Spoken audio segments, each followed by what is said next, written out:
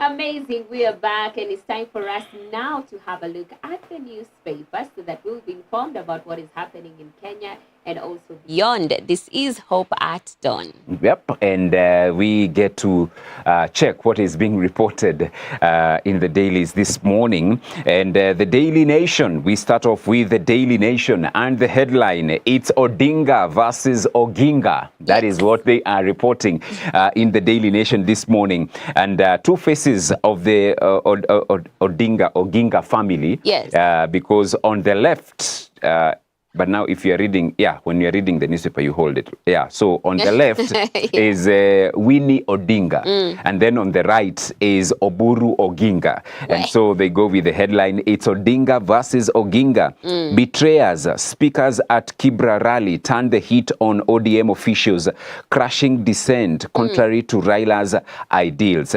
According to former Prime Minister Raila Odinga's daughter, Winnie Odinga, who was addressing a political rally at Kamkunji grounds in Kibra, in Nairobi County yesterday, she said, Baba died just the other day, but they are at a hurry to get some things done.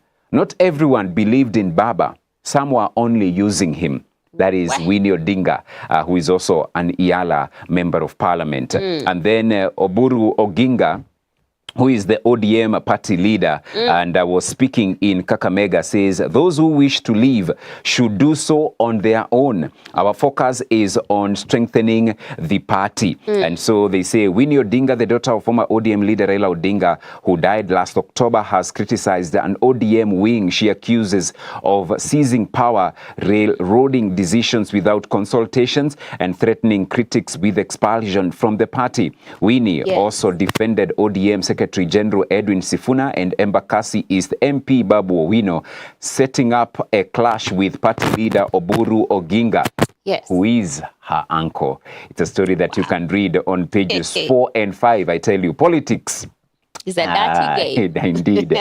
So that is a story that you can read on pages 4 and 5 inside the Daily Nation. Still on the front page, why Mbadi KRA boss are in trouble. So late last year, 2 ships with 55,000 tons of duty-free rice from India and Thailand docked at the port of Mombasa. The shipments worth 6 billion shillings would not have attracted controversy were it not for a court order blocking the grain imports. Now petitioners claim the government defied the order by publishing a new rice imports notice to circumvent another frozen by the courts.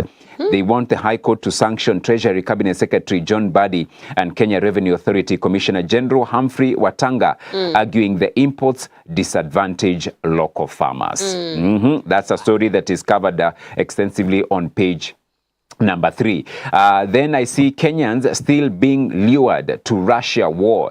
When Erastus Nyale left Kenya last October, he believed he had secured a 6-month driving job in Russia that would finally ease his family's financial strain. You can read his story because they are now being lured to the Russian war. It's covered on page 8 inside the Daily Nation. And then from Kanu's fall to Gen Z's rise, factors shaping LSK elections. While some Law Society of Kenya presidents have been vocal and aggressive, others have been reserved. The LSK, remember, they will be going to the polls to elect their new president to replace the current president, Odhiambo, who can be remembered because of her input in as far as during the Gen Z protests are concerned. Then quickly, why Rigathi Gachagwa's inner circle is cracking. Then no end in sight to decades-long Murang'a land row and political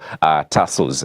So that you can get inside. And then it's been going on for the last few weeks. The Africa Cup of Nations. And it came to a close last night. What drama, you know, last night as the hosts Morocco were taking on the Teranga Lions of Senegal. And eventually, after all the drama, after all the the shenanigans in and outside the pitch, the Teranga Lions walked with the Africa Cup of Nations trophy with a 1-0 victory after extra time and all. They went home with the trophy. But drama galore. Hey. So they were denied a goal, which they thought that's Senegal, which they thought was a legit goal, and I agree. But then again, the referee Sinde msema kweli. Unfortunately, he didn't go to the VAR to confirm whether it was legit or not. No sooner had he denied them that goal than on the other end, he awards Senegal a penalty. Not Senegal, Morocco. A penalty. But drama, Senegal decides we are walking off the pitch. So coach akamwambia tutoke, wacha wacheze wenyewe. Yeah. So after some few minutes, they went back. Penalty had to be taken. Remember, the penalty had been given. So penalty had to be taken. Penalty taken. Keeper saves the penalty.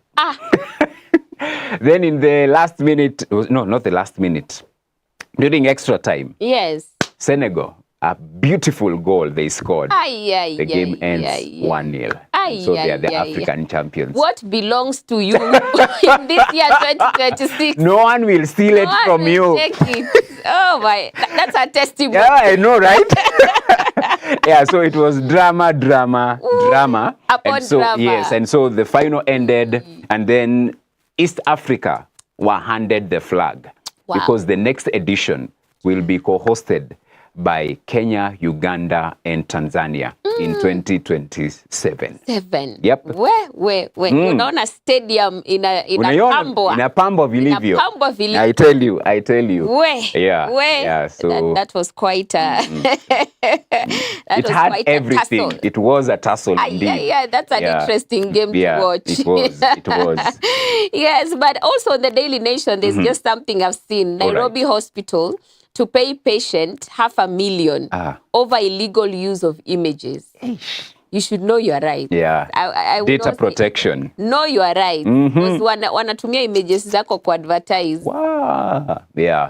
You need to consent to that. You need to consent. They need to tell you. So $500,000. $500,000. Hapo mtu ameomoka. Nani jua ali follow up. Because it was not automatic that they came and said, oh, we have done this, we want to pay. Yeah. It must have been, there was a suing that took place. Speak to my lawyer. Yes, no wonder you should know your rights as a person. Yeah. You're right. Yep. Yeah, but the Standard is covering just the same story you have highlighted. And of course, Odinga versus Oginga, the two images right there as well. And it says here, the headline is ODM Rift X. So Winnie Odinga has stormed back into ODM politics with a show of force that has rattled the party's new Kamukunji crowd, reminiscent of her late father's rallies. The Yala MP warned party bosses against unilateral decisions and demanded a national delegates conference before any 2027 realignment. So her intervention sharply contrasts with smaller rival meetings led by party leader Oburu Odinga and exposes widening cracks as ODM weighs coalition talks with President Ruto's UDA.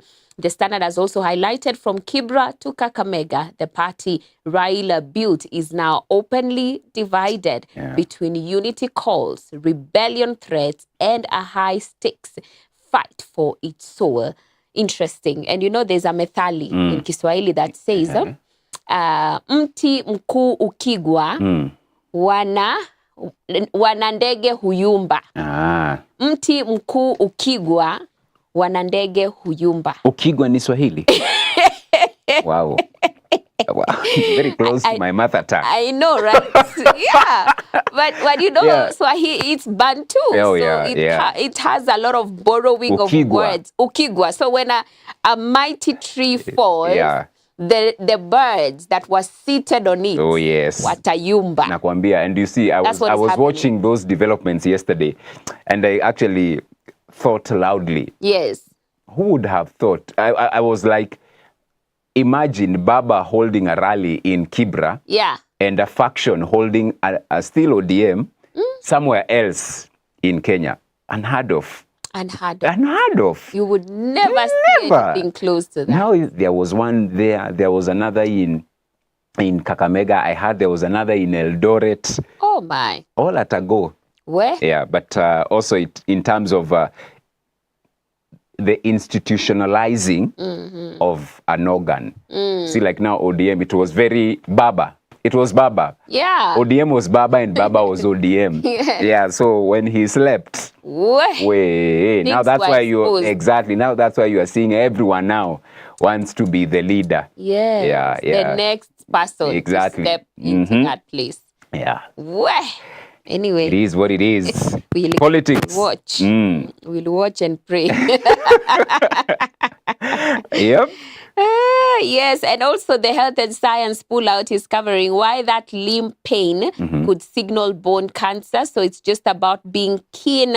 If you notice, maybe on the magoti, there are people who you know sometimes can complain of a lot of pain on their knees, and sometimes it's important to check. It says medical experts warn that swelling around the knee or persistent limping, especially in children and adolescents, may indicate a far more serious condition. A story covered on page 4 and also 5. Also, I see some warning written here. Warning who? Hey, as we are being warned by healthy people. Yes. They are saying raw milk, red meat driving brucellosis transmission in humans. Raw milk and red meat. Yeah, interesting. You can read that story on page 3. For the vegetarians, you know, just to be encouraged to keep being a vegetarian. And for the rest of us, limiting and learning. Pulmonary hypertension when high blood pressure hits lung vessels. A story covered on page 8, and that's it for the Standard. All right, quickly, the Business Daily. They are reporting this morning, NSE bond trades hit record 2.7 trillion on investor surge. Then state seeks to firm grip on Kenya Re board, CAP CEO tenure, and Kenya tops Africa startup funding. Co-op bank boss Muriuki buys extra 148 million shillings shares, and Kenya Power staff forge payslips to get loans. At least 384 employees at Kenya Power forged payslips to take out loans, a new audit has revealed. And then there is an article here by Karo Musioka on page 9. Farming is where thoroughly uneducated city slickers and their wallets go to die an ignominious death. Where? It's on page 9. That's on the Business Daily. Okay, and at this juncture, we're going to pave way for the video of the day.